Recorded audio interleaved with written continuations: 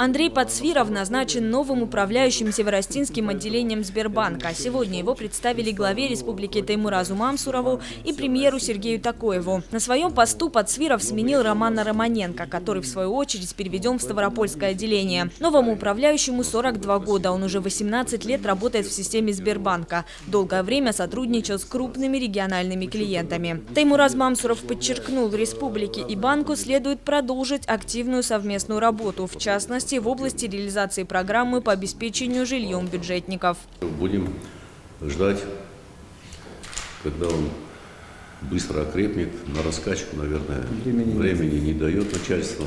И у нас тут темп большой, времена тяжелые наступили. И у вас, и в целом у нас тоже.